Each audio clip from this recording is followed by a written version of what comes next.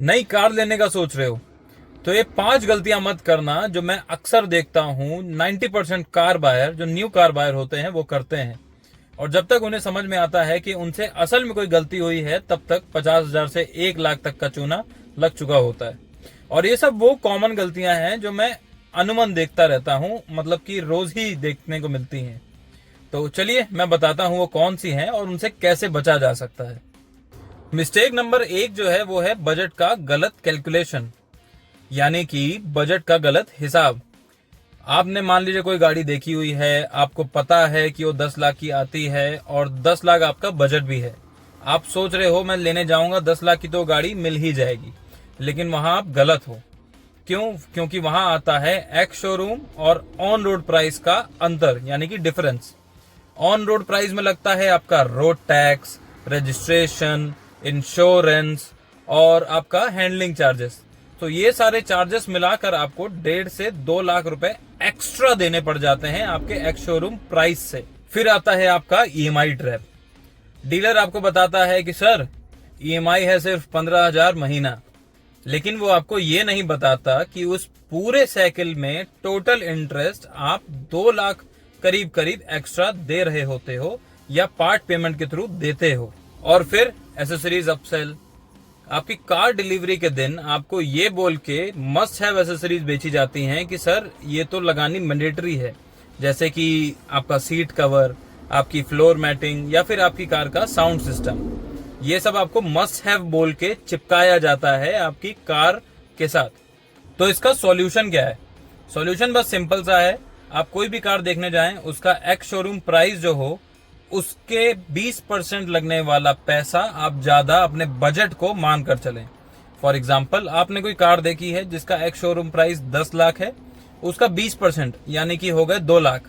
तो अब आपका बजट जो 10 लाख का था वो ना होके आपको 12 लाख करना ही पड़ेगा, क्योंकि वो आपको 12 लाख की ही ऑन रोड आते आते पड़ जाएगी। ये सारे चार्जेस मिला के जो मैंने अभी आपको बताया है। मिस्टेक नंबर 2 ये है कि माइलेज और लुक्स बेसिस पे गाड़ी का डिसीजन लेना। यानी कि आपको एक गाड़ी समझ में आती है, उसका माइलेज बहुत अच्छा है, आपको देखने में भी अच्छी लग रही है, तो आप आंखें बंद करके वो गाड़ी उठा लाते हो। लेकिन मान लीजिए अब आप वो जब गाड़ी लेके आते हो तो आपको समझ में आता है कि इसकी तो बिल्ड क्वालिटी है ही नहीं, तो फिर आप उसी जंजाल में फंस जाते हो, मैंने गलत डिसीजन ले लिया। अब क्योंकि वो ऐसी स्टेज होती है, आप गाड़ी ले चुके होते तो आप कुछ कर भी नहीं सकते, तो ये हुआ ना गलत डिसीजन। तो इसलिए आप अपना यूसेज, जो आपका यूज्ड बेस कंजप्शन है, आप उस पर ध्यान दीजिए। यानी कि अगर आप सिटी ड्राइवर हो, शहर में ज्यादा गाड़ी चलानी पड़ती है, तो आपकी प्रायोरिटी होनी चाहिए जो आपको शहर में एवरेज अच्छा दे और उसके साथ साथ पार्किंग में आपको इजी पड़े ये। और अगर आपकी मान लीजिए फैमिली 5 लोगों की है तो उसमें आपको रियर सीट कंफर्ट के साथ साथ आपका बोनट स्पेस भी आपको चाहिए होगा, यानी कि सिडान कैटेगरी की आपको गाड़ी ज्यादा सूट करेगी अगर जो एसयूवी का बजट नहीं है तो। और अगर आपकी ड्राइविंग ज्यादातर हाईवे की है तो आपकी सेफ्टी, पावर और आपका ओवरऑल एवरेज ज्यादा इंपॉर्टेंट रखता है। तो कुल मिला के इसका सॉल्यूशन ये है कि अपना जो आपका यूज्ड केस है उसको इंपॉर्टेंस दीजिए, ना कि फालतू की एडवर्टीजमेंट को। तीसरी मिस्टेक जो है वो आजकल की बहुत ही ज्यादा कॉमनली मेड मिस्टेक है, वो है गलत वेरिएंट सेलेक्ट करना। क्योंकि हर गाड़ी के पीछे इतने ऑप्शन आ गए हैं कि वो वेरिएंट में कंफ्यूजन क्रिएट कर देते हैं, और ये कंफ्यूजन क्रिएट होना आजकल आम बात भी है। हर गाड़ी पे आप कोई भी गाड़ी लेने जाइए, मान लीजिए आजकल आप वैगनार ही क्यों ना उठाने लेके जाइए, आपको उसमें भी 10-12 वेरिएंट आराम से मिल जाएंगे। ये ले, इसमें सीएनजी है, इसमें पेट्रोल है, पेट्रोल के साथ वीएक्सआई, एलएक्सआई, ये ऑप्शन वो ऑप्शन, सीएनजी है, सीएनजी में भी हाइब्रिड है, फलाना ढमकाना, पता नहीं कितने कंफ्यूजन आजकल चल रहे हैं। और उसी के बीच में आपके लिए कंफ्यूजन जो होता है और बढ़ गया है, अब बढ़ जाता है। होता क्या है, उसमें ओवरऑल नुकसान आप ही का होता है, क्योंकि आपको यही नहीं पता होता है आपके लिए असल में कौन सा वेरिएंट ज्यादा सुटेबल रहेगा। तो होता यह है कि आप बेस वेरिएंट मान लीजिए उठा के ले आते हो, जिसमें आपको मान लीजिए गाड़ी में आपने 8 लाख लगाए भी और आपको सेफ्टी रेटिंग मिल रही है 2 की, फॉर एग्जाम्पल किसी गाड़ी में। लेकिन जो उसका अगला वेरिएंट है, आपको सिर्फ 20,000 और डालने पे आपको 5 स्टार रेटिंग आपको मिल जाती दूसरे ब्रांड में या सेम ब्रांड में दूसरी टाइप की गाड़ियों में। तो ये प्रॉपर अगर आपने आरएनडी नहीं करी तो ये आपका नुकसान होना निश्चित है वेरिएंट के कॉम्प्रोमाइज में, वेरिएंट के टर्म्स में।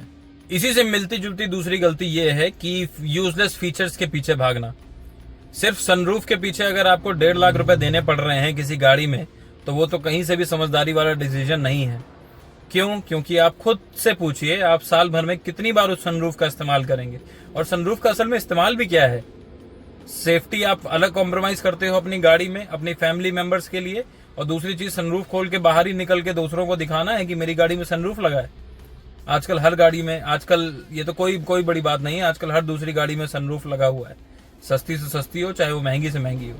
वो कोई आजकल बहुत ऐसा माइंड ब्लोइंग फीचर नहीं रह गया आप जिसके सामने इंप्रेशन डाल सको। तो ये वो पैसे हैं जो आप बचा सकते हो, ऐसा मुझे लगता है। बाकी सबकी अपनी अपनी सोच होती है, और यही पैसा आप चाहो तो बचा के आप अपनी एक सेफ कार में इन्वेस्ट कर सकते हो, यानी कि और दूसरे ऑप्शंस आप देख सकते हो जिसमें आपको या तो सेफ्टी ज्यादा मिले, या स्टेबिलिटी ज्यादा मिले, या आपको लॉन्गेटिविटी ज्यादा मिले, जो ये गाड़ी थोड़ी ज्यादा रिलायबल हो।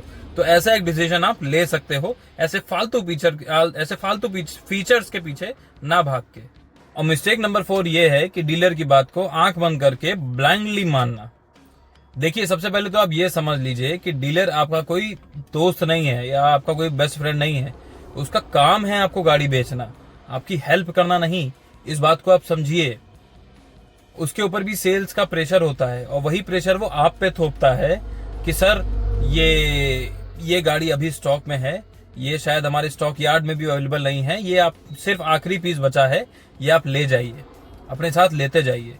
मंथ एंड, ईयर एंड की आपको टैक्टिक समझाएगा कि साल का आखिरी महीना है, महीने का आखिरी दिन है, ये स्टॉक हमारे पास गाड़ियों का ज्यादा बचा नहीं है, ये आपको बड़े सस्ते में बिक रहा है।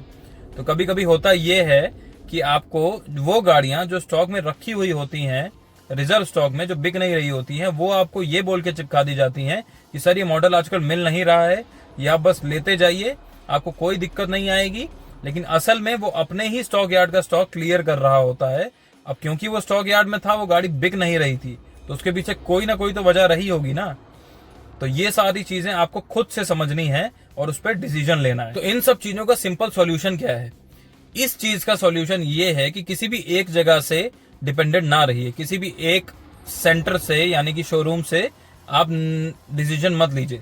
कम से कम 3 शोरूम में विजिट करिए अगर आपने कोई कार फाइनल करी है तो, और वहां से कोटेशन मांगिए, उनमें कंपैरिजन करिए और उनको आपस में लड़ाइए। मान लीजिए कोई कार आप फाइनल करके आते हो एक शोरूम से, वो आपको देता है 10 लाख की और दूसरा आपको सेम दे रहा होता है 9,70,000 की, तो आप वापस आइए एक को ये बोलने के लिए कि ये तो गाड़ी मुझको 9,60,000 में दे रहा है। तो उनको आपस में ये लड़ने दीजिए और बीच में आप बस भला भोला बन के आम खाइए। ये बहुत अच्छा टैक्टिस है और एक स्मार्ट डिसीजन है जो आप ले सकते हो नई गाड़ी लेने के समय। और आपकी 5वीं मिस्टेक क्या है, या 5वीं मिस्टेक कौन सी होती है? टेस्ट ड्राइव को लाइटली लेना। टेस्ट ड्राइव सिर्फ 5 मिनट का राउंड मार के आना एक टेस्ट ड्राइव कोई भी गाड़ी में नहीं होता है। तो असल में करना क्या चाहिए? आप अपनी फैमिली को लेके जाइए, उनको बैठा लिए पीछे। अगर 5 लोग हैं फैमिली में तो उनको बैठा लिए पीछे, आपको स्पेस समझ में आएगा, आपको समझ में आएगा कि पीछे कंफर्ट कितना सही है, और उनका भी ओपिनियन आप समझ में रखोगे, ध्यान में रखोगे, तो आप अच्छा डिसीजन ले पाओगे। दूसरा, ट्रैफिक्स में लेके जाइए, सिटी में ज्यादा ड्राइव करिए, देखिए कि उसका क्लच में कितना वेट पड़ रहा है, आपको क्लच कितना भारी लग रहा है। असल में जब आप गाड़ी उसको लेके निकलोगे शहर में तो आपको समझ में आएगा, और एसी की कूलिंग भी उसके साथ साथ ये समझ में आएगी। उसके साथ साथ गड्ढों में लेके जाइए, ऐसी कोई रोडों पे लेके जाइए जहां उतने अच्छी रोडें नहीं हैं, तो आपको उसका सस्पेंशन समझ में आएगा, आपको समझ में आएगा गाड़ी और कहीं कहीं से आवाज तो नहीं करती है या कोई ऐसा हैकी सा नॉइस तो नहीं बनाती है जो आगे जाके आपको बाद में आप समझ में आए। उससे अच्छा यही है कि वो टेस्ट ड्राइव में ही आप सब चीजों को पकड़ लो। उसके अलावा अगर हो सके तो पार्किंग वगैरह करके ट्राई करिए, आपको असल में पार्किंग कैसी है, उसके ब्लाइंड स्पॉट उस कार के कैसे हैं, और उसका टर्निंग रेडियस वगैरह वगैरह आपको समझ में आएगा कि वो पार्किंग में कैसा, आपको पार्किंग करने के लिए कितना इजी पड़ता है उस गाड़ी में। तो ये भी एक बहुत इंपॉर्टेंट फैक्टर है। और अगर जो वो सनरूफ वाली कार है तो उसको सनरूफ को ओपन करके देखिए, हाथ से, मैनुअली या जैसा भी है वैसे, कोई अलग सी आवाज तो नहीं आती है, तो आप उसी समय अवेयर हो सकते हो कि इस गाड़ी में ये समस्या भी आ सकती है या फिर उस गाड़ी में है या रहती है। तो इसका सॉल्यूशन क्या है?